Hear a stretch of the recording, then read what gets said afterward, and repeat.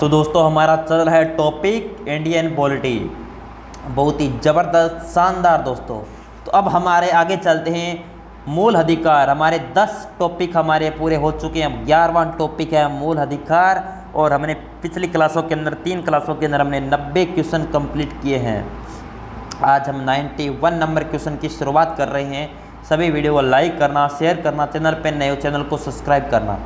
चलिए, भारतीय संविधान द्वारा भारतीय नागरिकों को कुल कितने मौलिक अधिकार प्रदान किए गए हैं? 5, 6, 7, 8। जल्दी से बता दो दोस्तों।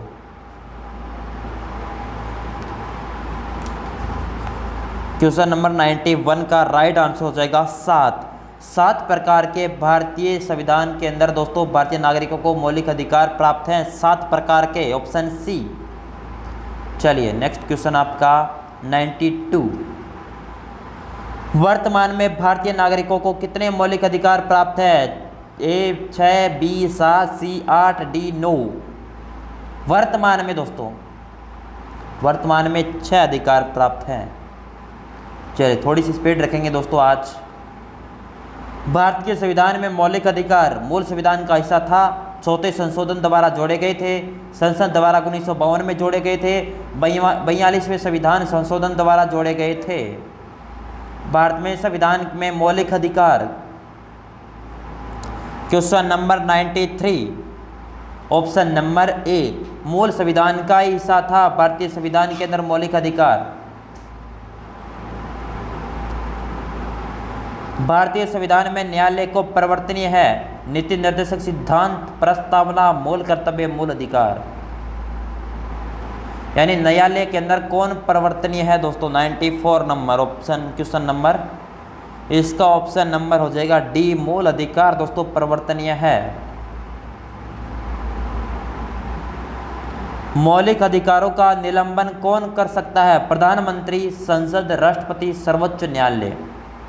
यानी अगर मौलिक अधिकारों का निलंबन करना है तो कौन करेगा?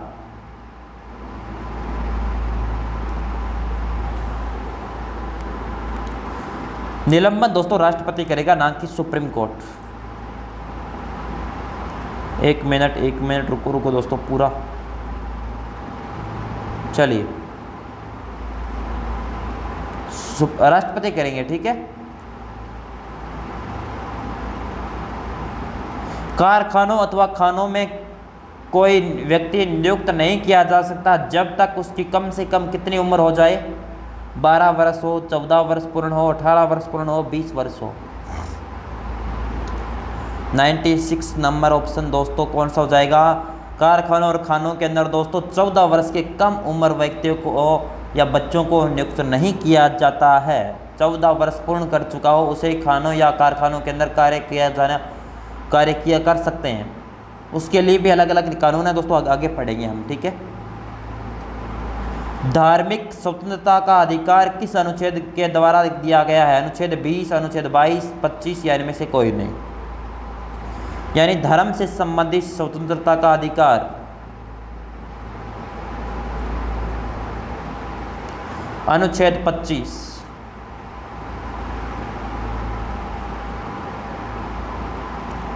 भारतीय संविधान के किस अनुच्छेद में संवैधानिक उपचारों का अधिकार है? संवैधानिक उपचारों का दोस्तों किसके अंदर अधिकार हो जाएगा?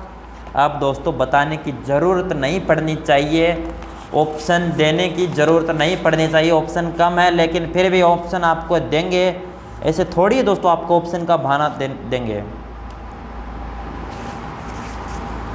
ऑप्शन ए 30, 31, 32 और 34। चलिए जल्दी से बताएंगे। अनुच्छेद 30, 31, 32, 34। अनुच्छेद 32 के अंदर इसका उल्लेख है दोस्तों संवैधानिक उपचारों का।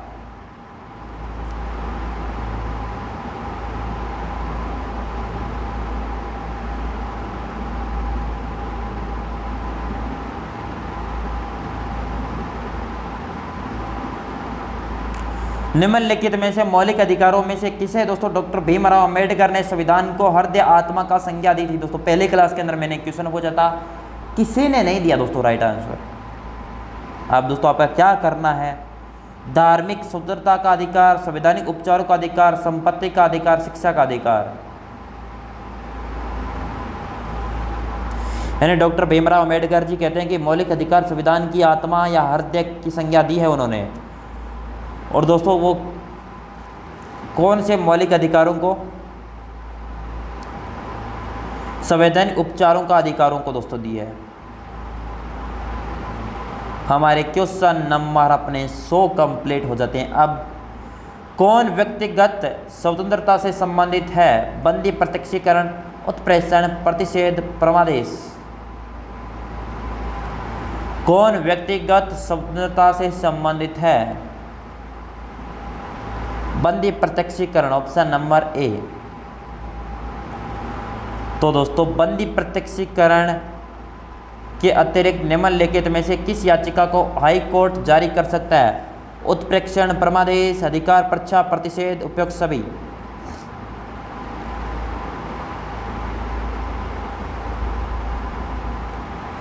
सभी प्रकार के हाई कोर्ट यानी उच्च न्यायालय जारी कर सकता है। तो उत्प्रेक्षण हो, परमादेश हो, अधिकार परीक्षा या प्रतिषेध हो, उपयुक्त सभी, ऑप्शन डी।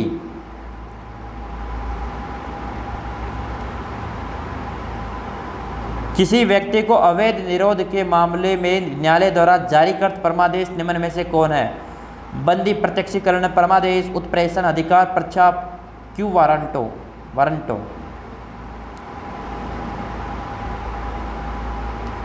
किसी व्यक्ति को अवैध निरोध के लिए मामले में दोस्तों मामले में न्यायालय द्वारा जारी कृत परमादेश दोस्तों कौन कर सकता है? किस प्रकार के हो सकते हैं? वह है परमादेश।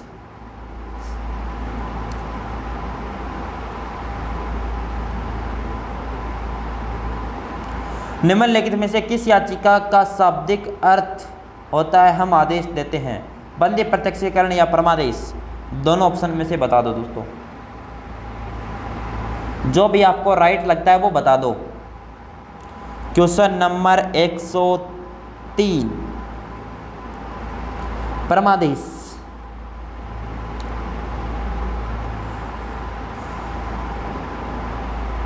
संपत्ति के मौलिक अधिकारों को कब समाप्त किया गया? 1978 संविधान के 44वें संविधान संशोधन के द्वारा, 1982 के संविधान 16वें संशोधन के द्वारा, 1973 के अंदर 31वें संविधान संशोधन द्वारा, या इनमें से कोई नहीं। फिर 301 के अंदर जोड़ा जाता है, अनुच्छेद 301 के अंदर दोस्तों इतना बता सकता हूँ। लेकिन कौन से संपत्ति के मौलिक अधिकारों को समाप्त किया जाता है? संपत्ति के मौलिक अधिकारों से हटा दिया जाता है। कौन सा संविधान संशोधन था? एक 1978 का 44वां संविधान संशोधन, ठीक है। संपत्ति का एक है मौलिक अधिकार, नैसर्गिक अधिकार, वैधानिक अधिकार, कानूनी अधिकार।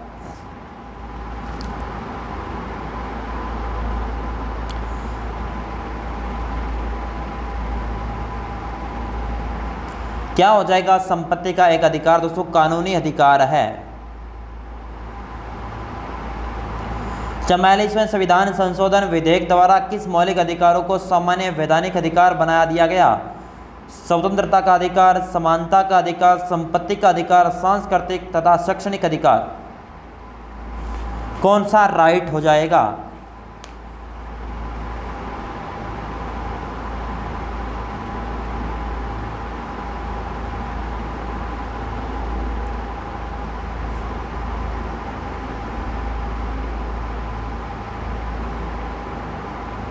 क्वेश्चन नंबर 44 राइट आंसर दीजिए कमेंट बॉक्स के अंदर। संपत्ति का अधिकार दोस्तों, संपत्ति के अधिकार को 44वें संविधान संशोधन द्वारा मौलिक अधिकार से सामान्य अधिकार, वैधानिक अधिकार बना दिया गया, 301 के अंदर जोड़ दिया गया है, ठीक है। संपत्ति के मूल अधिकार को किस संवैधानिक संशोधन अधिनियम द्वारा समाप्त किया गया? अब दोस्तों सेम क्वेश्चन है दोस्तों, मैं अब टाइम वेस्ट नहीं करूँगा। 44वें संविधान संशोधन बार बार चिल्ला रहे हैं, फिर भी अगर याद नहीं हो रहा है तो अब देख लो।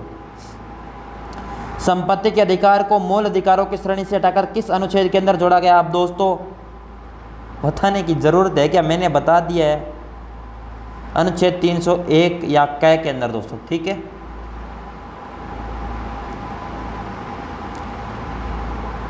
मत देने का अधिकार होता है एक राजनीतिक अधिकार, एक नागरिक अधिकार, एक आर्थिक अधिकार, एक कानूनी अधिकार। मत देने का एक अधिकार है। किस प्रकार का अधिकार है दोस्तों मत देने का अधिकार? एक राजनीतिक अधिकार है, ना कि कानूनी अधिकार। चलिए हमारा टॉपिक नंबर 12, राज्य के नीति निर्देशक तत्व। भारतीय संविधान के राज्य के नीति निर्देशक तत्व ग्रहण कहाँ से किए हैं? ब्रिटेन, आयरलैंड, पूर्व सोवियत संघ या फ्रांस। यानी राज्य के नीति निर्देशक तत्व दोस्तों कहाँ से लिए गए हैं? वो लिए गए आयरलैंड से। भारतीय संविधान की किस अनुच्छेद में राज्य के नीति निर्देशक तत्वों का उल्लेख है? 33 से 46, 33 से 48, 36 से 51, 34 से 52। अब दोस्तों मैं रुकूंगा नहीं, अब फटाफट चलूंगा क्योंकि दोस्तों ये क्वेश्चन करवाए हुए हैं। 36 से 51 रिपीट क्वेश्चन है ये। संविधान में कल्याणकारी राज्य का आदेश दिया जाता है। 42वें संविधान संशोधन के द्वारा प्रस्तावना में नीति निर्देशक तत्व में मूल अधिकारों में, यानी संविधान में कल्याणकारी राज्य का आदेश।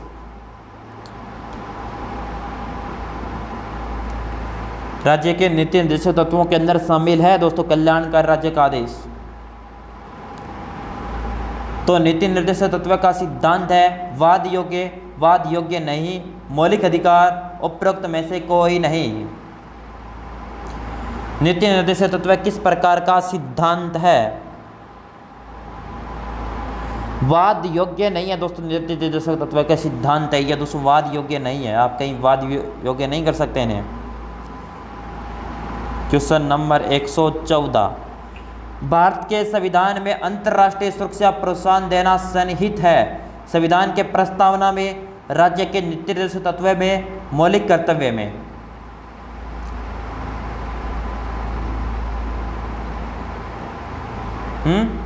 जल्दी से बताएंगे। राज्य के नीति निर्देशक तत्वों के अंदर दोस्तों शामिल है अंतर्राष्ट्रीय सुरक्षा को प्रोत्साहन देना।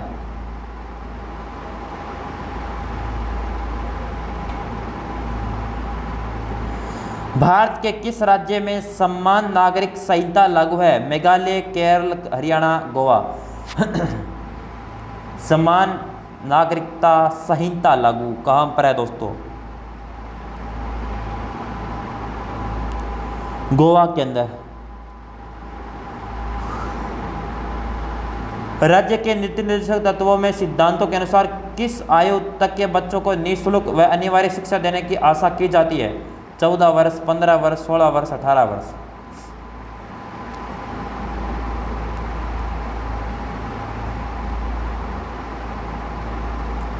चौदह वर्ष तक के, ठीक है। लोकसभा व राज्यसभा की संयुक्त बैठक कब होती है? जब राष्ट्रपति बुलाए। लोकसभा व राज्यसभा में मतभेद, संसद का सत्र होने पर या इनमें से कोई नहीं। अगर लोकसभा और राज्यसभा की संयुक्त बैठक होनी तब कब होगी दोस्तों? जब दोस्तों लोकसभा और राज्यसभा के बीच में मतभेद होगा तब दोस्तों इन सभा की संयुक्त बैठक की जाती है, जॉइंट मीटिंग। अब टॉपिक नंबर 13 दोस्तों मूल कर्तव्य है। तो सबसे पहले बताइए मूल कर्तव्य दोस्तों कहाँ से लिए गए हैं? आयरलैंड, ब्रिटेन, ऑस्ट्रेलिया, पूर्व सोवियत संघ। दोस्तों ये बार बार रिपीट हो चुका है क्वेश्चन, 2 से 3 बार क्लासों के अंदर करवा दिए, पिछली क्लासों के अंदर आप देख लेना। पूर्व सोवियत संघ या रशिया से, रूस से लिए गए हैं दोस्तों मूल कर्तव्य। मौलिक कर्तव्यों को किस संविधान संशोधन द्वारा जोड़ा गया है? 40वें, 43वें, 42वें, 39वें। मौलिक कर्तव्यों को किस संविधान संशोधन द्वारा जोड़ा गया है? 119 का ऑप्शन नंबर सी होगा दोस्तों, सी 42वें। 1976 में 42वां संविधान संशोधन द्वारा संविधान में नागरिकता के लिए 10 मौलिक कर्तव्य निश्चित किए गए, लेकिन 86वें संविधान संशोधन 2002 के बाद इनकी संख्या कितनी हो गई? यानी 1976 में दोस्तों कितने थे मौलिक कर्तव्य? अरे बता दो दोस्तों 10, लेकिन 86वां संविधान संशोधन होता है 2002 के अंदर, तब इनकी कितनी हो जाती है? 8, 11, 12, 13 मूल कर्तव्य 11। संविधान के किस भाग में दोस्तों मूल कर्तव्य के अध्याय को जोड़ा गया? भाग 3, भाग 4, भाग 3 क, भाग 4 क। मूल कर्तव्यों को कब जोड़ा जाता है दोस्तों? कहाँ पर, कौन से भाग के अंदर जोड़ा जाता है? भाग 4 क के अंदर। संविधान के किस अनुच्छेद में मौलिक कर्तव्यों की चर्चा की गई है? 51A, 50A, 49A, 52A। संविधान के कौन से अनुच्छेद के अंदर मौलिक कर्तव्य दोस्तों अब संशोधन किया गया था, फिर जोड़े गए थे दोस्तों? बताया था पिछली क्लासों के अंदर 51A के अंदर जोड़ा गया है। अब दोस्तों मैं जो क्वेश्चन करवा दिए उनको रिपीट आएंगे तो उनको फटाफट ही करवाऊंगा, ठीक है। अब दोस्तों हमारा 14 नंबर टॉपिक होता है भारतीय संसद। संसद के दोनों सदनों की अधिवेशन की अध्यक्षता कौन करता है? यानी लोकसभा और राज्यसभा के सदनों की अध्यक्षता राष्ट्रपति, उपराष्ट्रपति, प्रधानमंत्री, लोकसभा अध्यक्ष। राज्यसभा और लोकसभा की अध्यक्षता संयुक्त अधिवेशन की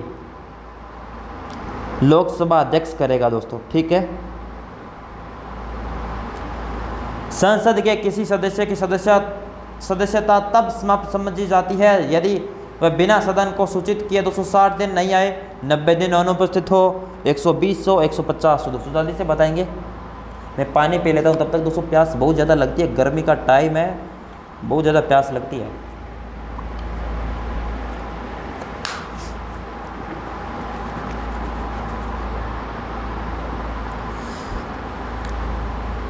अगर दोस्तों कोई सदन का व्यक्ति है, सदस्य है दोस्तों, अगर संसद में 60 दिन बिना सूचित किए दोस्तों अनुपस्थित रहता है तो उसकी सदस्यता समाप्त समझी जाती है।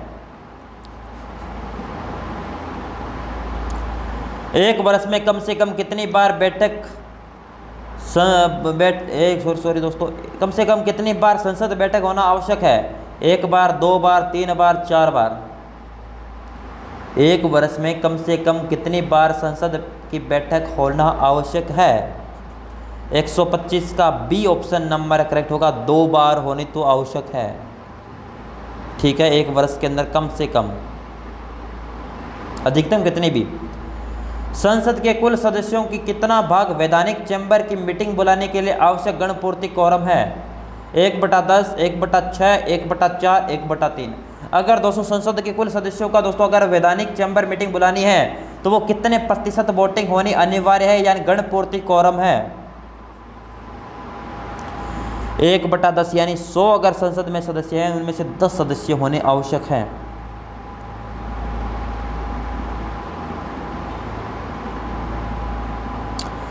संविधान लागू होने के बाद सर्वप्रथम त्रिसुक संसद का गठन कब हुआ?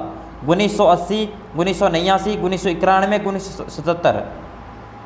यानी संविधान लागू होने के बाद सर्वप्रथम त्रिसुक संसद पार्लियामेंट का हंग पार्लियामेंट का गठन कब होता है? वो होता है दोस्तों 1989 के अंदर, ऑप्शन बी। भारत की पार्लियामेंट संसद का उद्घाटन कब हुआ था? यानी भारत की पार्लियामेंट में संसद का उद्घाटन 1917, 1927, 1937, 1947।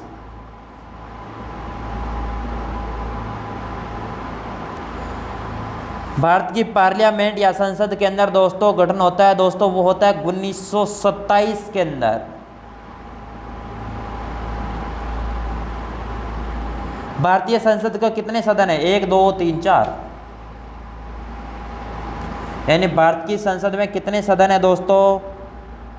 सर 2 सदन है, लोकसभा और राज्यसभा।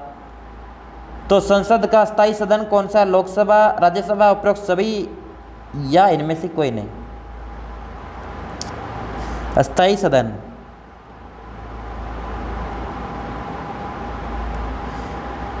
राज्यसभा दोस्तों, संसद का स्थायी सदन है राज्यसभा, ठीक है।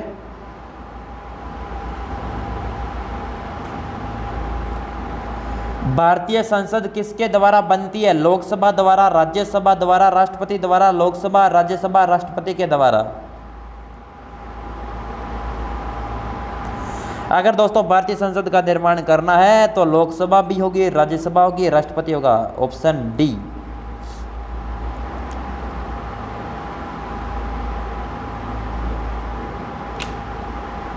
चलिए जल्दी से नेक्स्ट क्वेश्चन। भारतीय संसद निर्माण में अंगों में शामिल है राष्ट्रपति, राज्यसभा, लोकसभा या इनमें से सभी।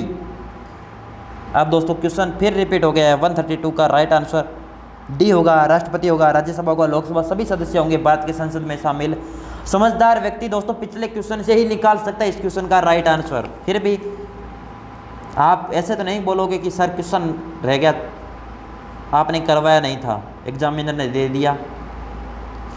संसद को भंग करने के लिए कौन सक्षम है दोस्तों? अब मैं दोस्तों बताऊंगा नहीं, अब डायरेक्ट करो। कौन भंग कर सकता है? कितनी बार करवा दिया क्वेश्चन। राष्ट्रपति कर सकता है। अनुच्छेद कौन सा? 85 अनुच्छेद के द्वारा दोस्तों संसद को भंग कर सकता है राष्ट्रपति। चिल्ला चिल्ला के बताया था तीसरी क्लास के अंदर या दूसरी क्लास के अंदर। संसद के 2 क्रमिक अधिवेशनों के बीच में अधिकतम कितने समय अंतराल की अनुमति है? 4 माह, 6 माह, दोनों में से एक बता दो। तो आपको पता है 2 सदन होने आवश्यक है दोस्तों, 2 बैठकें होनी आवश्यक है तो संसद के अंदर। तो 1 वर्ष के अंदर 6 माह होंगे, तो 6 माह के अंतराल अधिकतम समय अंतराल की अनुमति है। अब बात आती है राष्ट्रपति। राष्ट्रपति की चर्चा करेंगे दोस्तों, ठीक है। भारत में कार्यपालिका का अध्यक्ष कौन होता है? राष्ट्रपति, प्रधानमंत्री, विरोधी दल का नेता, भारत का सरकार का मुख्य सचिव। यानी भारत में कार्यपालिका का अध्यक्ष राष्ट्रपति। भारत का एक राष्ट्रपति, राज्य का प्रधान नहीं है, केवल सरकार का प्रधान है, राज्य और सरकार का प्रधान है।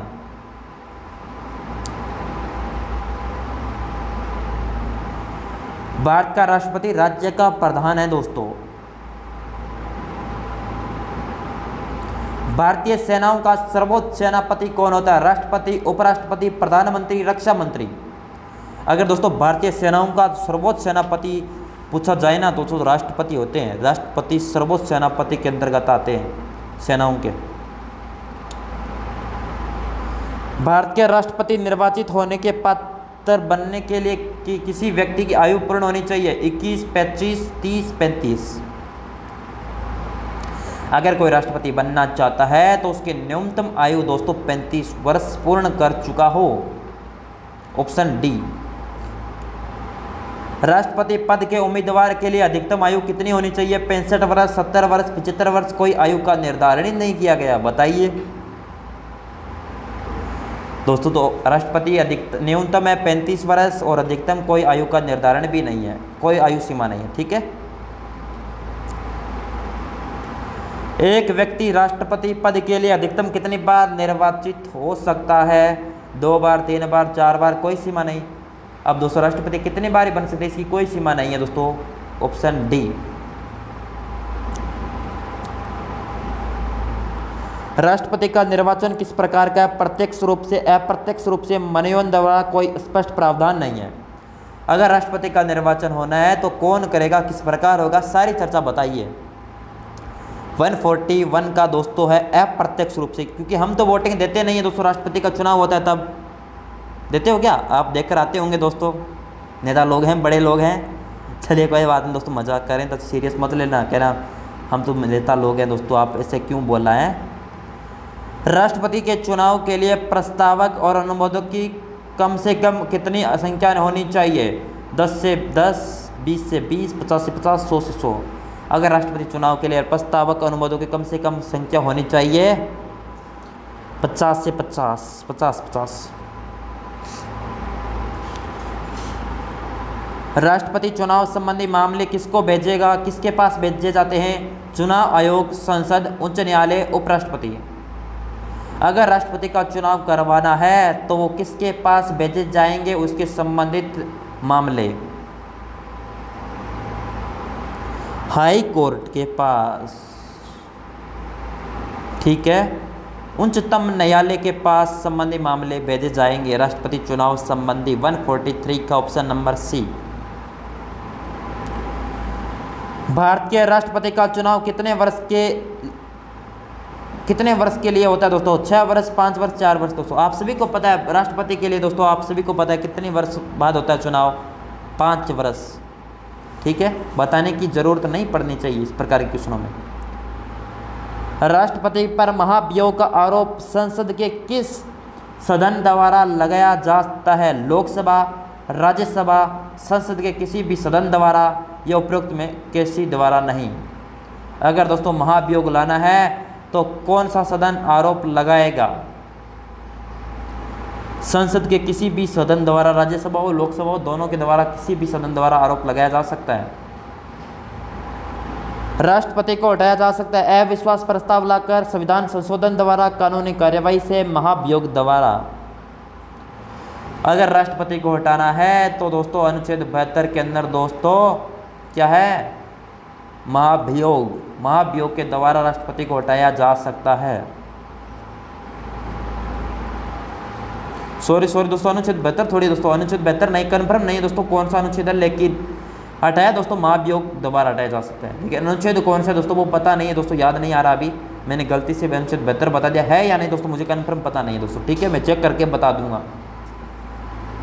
राष्ट्रपति पर महाभियोग की प्रक्रिया किस देश के संविधान से ली गई है? अगर दोस्तों महाभियोग की प्रक्रिया दोस्तों राष्ट्रपति को हटाना है तो वो कहाँ से, किस देश से ली गई है? अमेरिका, पूर्व सोवियत संघ, जापान, आयरलैंड।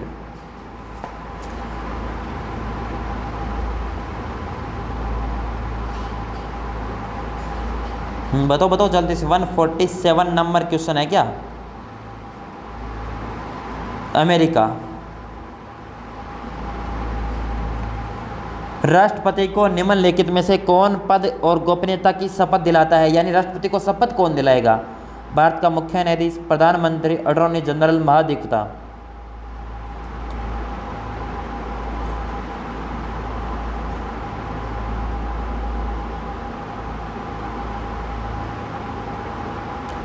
भारत का मुख्य न्यायाधीश दिलाएगा दोस्तों भारत के राष्ट्रपति को शपथ। मुख्य न्यायाधीश की अनुपस्थिति में राष्ट्रपति को शपथ कौन दिलाएगा दोस्तों? उपराष्ट्रपति, महान्यायवादी, लोकसभा अध्यक्ष, सर्वोच्च न्यायालय का वरिष्ठ न्यायाधीश। अगर दोस्तों राष्ट्रपति को शपथ दिलाते समय दोस्तों अगर मुख्य न्यायाधीश अनुपस्थित है तो सर्वोच्च न्यायालय का वरिष्ठ न्यायाधीश राष्ट्रपति को शपथ दिला सकता है। यदि राष्ट्रपति और उपराष्ट्रपति दोनों देश से बाहर हो तो उस स्थिति में उनके कार्यभार को कौन ग्रहण करेगा? राज्यपाल, प्रधान सेनापति, सर्वोच्च न्यायालय के मुख्य न्यायाधीश, प्रधानमंत्री। आप सभी को पता होना चाहिए दोस्तों कि राष्ट्रपति अनुपस्थित होने पर उपराष्ट्रपति, उपराष्ट्रपति अनुपस्थित होने पर राष्ट्रपति।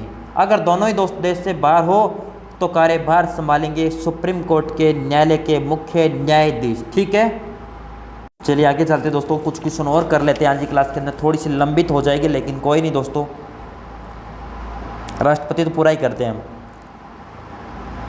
राष्ट्रपति अपना त्याग पत्र किसे सौंपता है? उपराष्ट्रपति, सर्वोच्च न्यायालय के मुख्य न्यायाधीश को, प्रधानमंत्री को, लोकसभा अध्यक्ष को। अगर राष्ट्रपति त्याग पत्र देना चाहता है, त्याग पत्र देता है तो वो किसे देंगे? वो देंगे दोस्तों उपराष्ट्रपति को। ठीक है, उपराष्ट्रपति को अपना त्याग पत्र सौंपेंगे। तो यदि दोस्तों मृत्यु, त्यागपत्र अथवा हटाए जाने की स्थिति में भारत के राष्ट्रपति का पद रिक्त हो जाए तो उस पद का कार्यभार कौन संभालेगा दोस्तों? प्रधानमंत्री संभालेंगे या दोस्तों अपने उपराष्ट्रपति या भारत का मुख्य न्यायाधीश या इनमें से कोई नहीं?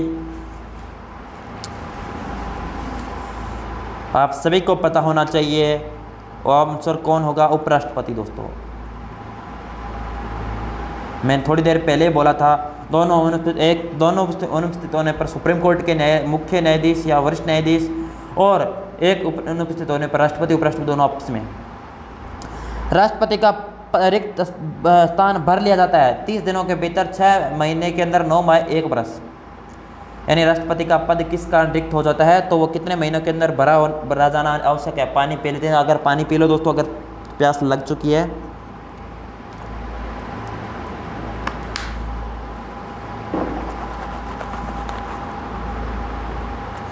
153 का ऑप्शन नंबर बी करेक्ट होगा। 6 माह के अंदर राष्ट्रपति का पद पर होना आवश्यक है दोस्तों, रिक्त पद को भरना आवश्यक है। भारत का राष्ट्रपति चुने जाने वाले भारत के प्रथम गैर कांग्रेसी राष्ट्रपति कौन थे, उम्मीदवार कौन थे? वीवी गिरी, नीलम संजीव रेड्डी, ज्ञानी जैल सिंह और डॉक्टर जाकिर हुसैन। 154 का राइट आंसर होगा दोस्तों ऑप्शन नंबर ए वीवी गिरी। दोस्तों गैर कांग्रेसी प्रथम उम्मीदवार थे राष्ट्रपति चुने जाने वाले। स्वतंत्र भारत के प्रथम राष्ट्रपति थे उत्तर प्रदेश से, आंध्र प्रदेश से, बिहार से, तमिलनाडु से। बिहार से बनते हैं, कौन बनते हैं दोस्तों कमेंट करके बताएंगे प्रथम राष्ट्रपति। क्वेश्चन नंबर 156, निम्नलिखित में से कौन लगातार 2 बार राष्ट्रपति रहे हैं? Doctor Rajendra Prasad, doctor S Radhakrishnan, doctor Zakir Hussain. A व बी दोनों 2 बार लगातार राष्ट्रपति रहे हैं, वो है डॉक्टर राजेंद्र प्रसाद। थोड़ी सी स्पीड बढ़ाइए दोस्तों। भारत के किस राष्ट्रपति के मृत्यु कार्यकाल पूरा करने से पहले ही हो गई? Doctor Rajendra Prasad, doctor S Radhakrishnan, doctor Zakir Hussain, V V Giri. वो थे डॉक्टर जाकिर हुसैन दोस्तों। इनकी दोस्तों पद के ऊपर रहते ही दोस्तों इनकी मृत्यु हो जाती है। भारतीय संघ के प्रतिरक्षा बलों का सर्वोच्च समादेश निम्नलिखित में से किसमें निहित है? थल सेनाध्यक्ष, राष्ट्रपति, प्रधानमंत्री, तीनों सेनाध्यक्ष। वह राष्ट्रपति के अंदर दोस्तों सर्वोच्च सेनापति बताया था ना दोस्तों मैंने। लोकसभा व राज्यसभा में राष्ट्रपति द्वारा मनोनीत सदस्यों की कुल संख्या कितनी होनी चाहिए? 12, 14, 16, 18। लोकसभा और राज्यसभा में राष्ट्रपति द्वारा मनोनीत सदस्यों की कुल संख्या जल्दी से कमेंट करिए। 14 होनी आवश्यक है। राष्ट्रपति निम्न में से किस सूची विषय पर अध्यादेश जारी कर सकता है? राज्य सूची, संघ सूची, राज्य व संघ सूची, संघ व समवर्ती सूची। कितनी सूची है? 3, राज्य सूची, संघ सूची और समवर्ती सूची। और राष्ट्रपति किस अनुसूची पर अध्यादेश जारी कर सकता है दोस्तों? वो कर सकता है आपका संघ व समवर्ती सूची पर, ठीक है। राज्य सूची पर करेंगे कौन? राज्यपाल। युद्ध अथवा भारत पर आक्रमण होने की स्थिति में निम्नलिखित में से कौन अंतिम रूप से आक्रमणकारी के विरोध में युद्ध की घोषणा कर सकता है? संसद, मंत्रिमंडल, प्रधानमंत्री, राष्ट्रपति। अगर दोस्तों युद्ध हुआ, भारत पर आक्रमण हुआ दोस्तों, तो युद्ध पर विरोध में युद्ध की घोषणा कौन करेंगे? राष्ट्रपति के द्वारा की जाएगी। ऑप्शन नंबर डी करेक्ट है। राष्ट्रपति संविधान के किस अनुच्छेद के अंतर्गत अध्यादेश जारी कर सकता है? अनुच्छेद 74, अनुच्छेद 78, 120, 123। दोस्तों मैंने करवा दिया 123, राज्यपाल 213। अब मैं करवाई क्वेश्चन दोबारा नहीं करवाने वाला, सोच लेना। राष्ट्रपति किस स्थिति में अध्यादेश जारी कर सकता है? आपातकाल, वित्तीय आपातकाल में, सदन के अधिवेशन न रहने की स्थिति में, लोकसभा की अधिवेशन न रहने की स्थिति में। अगर राष्ट्रपति किस स्थिति में अध्यादेश जारी कर सकता है वो बताना है आप सभी को। 163 का राइट आंसर देंगे आप सभी। 163 का राइट आंसर होगा ऑप्शन नंबर सी। सदन की अधिवेशन न रहने की स्थिति में दोस्तों राष्ट्रपति अध्यादेश जारी कर सकता है। भारत के राष्ट्रपति के पास कौन सी वित्तीय शक्ति है? कौन सी वी शक्ति है दोस्तों? पूर्ण निषेध, निलंबित निषेध, पॉकेट निषेध, उपरोक्त सभी पूर्ण निषेध के, निलंबित निषेध के, पॉकेट निषेध, उपरोक्त सभी के प्रकार की दोस्तों राष्ट्रपति के पास शक्ति है। राष्ट्रपति और उपराष्ट्रपति के अनुपस्थिति में कार्यभार कौन ग्रहण करेगा? दोस्तों मैंने बता दिया, बताने की जरूरत नहीं। सर्वोच्च न्यायालय का दोस्तों मुख्य न्यायाधीश या वरिष्ठ न्यायाधीश। राष्ट्रपति को भत्ते के अलावा प्रतिमाह कितना वेतन प्राप्त होता है दोस्तों? 2 लाख, 3 लाख, 4 लाख, 5 लाख। 5 लाख। नामांकन के समय राष्ट्रपति के पद उम्मीदवार की जमानत के तौर पर कितना रुपया जमा करना पड़ता है? 5,000, 10,000, 15,000, 20,000। अगर राष्ट्रपति पद के लिए चुनाव लड़ना है तो कितना रुपया दोस्तों जमानत के तौर पर दोस्तों उसे जमा करवाने होंगे? 167 का राइट आंसर होगा 15,000। और लास्ट क्वेश्चन राष्ट्रपति के संबंधित जितने भी क्वेश्चन थे उनमें से लास्ट क्वेश्चन दोस्तों किसी राज्य के राष्ट्रपति शासन लागू होने की अधिकतम अवधि कितनी होती है? 6 माह, 5 माह, 1 वर्ष, कोई सीमा नहीं। 6 माह दोस्तों, 6 माह के अधिकतम राष्ट्रपति शासन लगाया जा सकता है दोस्तों। ये थे दोस्तों आपके इम्पोर्टेंट क्वेश्चन। पॉलिटी के 168 क्वेश्चन कंप्लीट हो चुके हैं। अब तक हम कुल मिला के 500 क्वेश्चन पूरा करने वाले हैं। आपको वीडियो अच्छा लगा है, वीडियो को लाइक करना, क्लास को ज़्यादा से ज़्यादा शेयर करना, कोई कमेंट में सुझाव ज़रूर देना। हर चीज़ हर वक्त आपके साथ खड़े हैं दोस्तों। थोड़ी सी क्लास भी बहुत ज़्यादा लंबी हो गई है, लेकिन फिर भी दोस्तों अपनी क्लास में आज करीबन 80 क्वेश्चन किए हैं। अब दोस्तों मुलाकात होगी नेक्स्ट क्लास में, तब तक जय हिंद, जय भारत, वंदे मातरम। Thank you.